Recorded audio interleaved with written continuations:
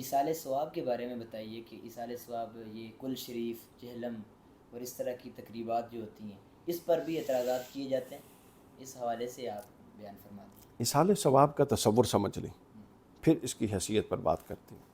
آپ کے پاس اس وقت جیب میں کچھ پیسے ہیں نا، جو آپ کو یا والد صاحب نے دیے ہیں یا آپ نے کمائے ہیں، وہ آپ کے پیسے ہیں، ایسے ہی ہے، آپ نے محنت سے کمائے ہیں۔ فیضان صاحب کو ہیں نا کچھ پیسے ہیں،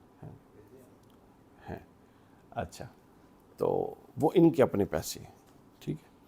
اب یہ اگر چاہیں تو اس میں سے کچھ مجھے بھی دے سکتے ہیں، آپ کو بھی دے سکتے ہیں۔ کیوں؟ چونکہ انہوں نے کمائے ہیں، وہ ان کی ملک ہیں، ان کی ملکیت ہے، یہ چاہیں تو دے سکتے ہیں، چاہیں تو نہیں دے سکتے۔ اب سمجھ لیں تصور، بہت ہزاروں لوگوں کا تصور کلیئر ہو جائے گا ایصال ثواب پر، کنفیوژن ہی ختم۔ ہر نیک عمل سے ایک اجر جنریٹ ہوتا ہے۔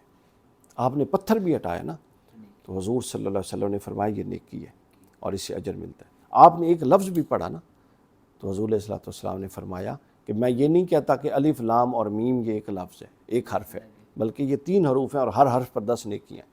تو لہٰذا ہر نیک کام سے ایک اجر جنریٹ ہوتا ہے۔ وہ کس کے ہاتھ میں ہے؟ جس نے نیک کام کیا۔ اب وہ خود رکھے اس کی مرضی، اس میں کسی کو شریک کر دے اس کی مرضی۔ یہ ہے ایصال ثواب۔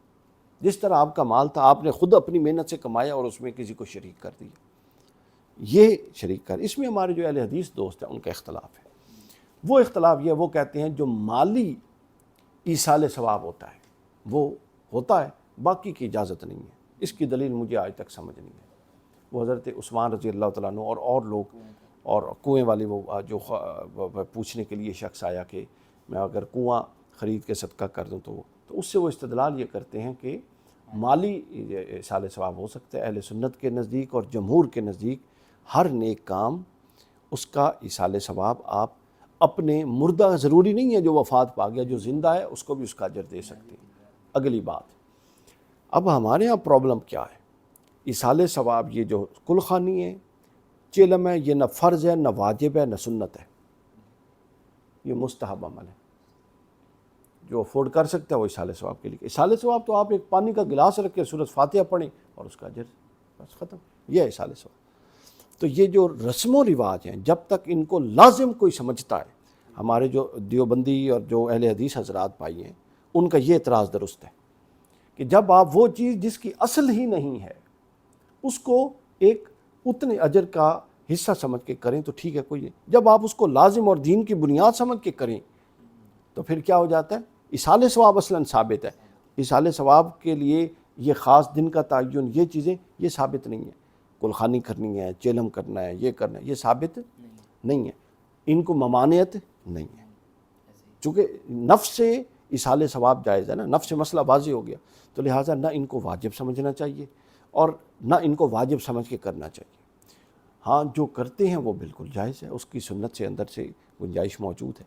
ایک اور تیسرا پہلو کہ یہ مت سمجھیں کہ ایک شخص جس پر اپنی زندگی میں قرآن اور سنت پر عمل فرض تھا اور اس نے ساری عمر بغاوت، تعلیمات الہیہ کی بغاوت میں گزاری، آپ ایصال ثواب کر کے اس کو جہنم سے جنت میں لے جائیں گے، یہ بھی ذہن میں رکھیں۔